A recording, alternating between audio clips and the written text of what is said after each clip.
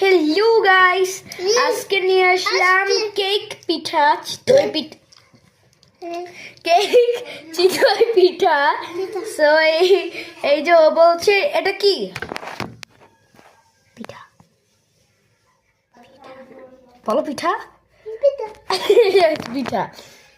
এই দেখো কি সুন্দর, এই যে মিনি কেক পিঠা। আমি একটা ট্রাই করে দেখি, আমাদের বাসায় বানানো হয়েছে হোমমেড।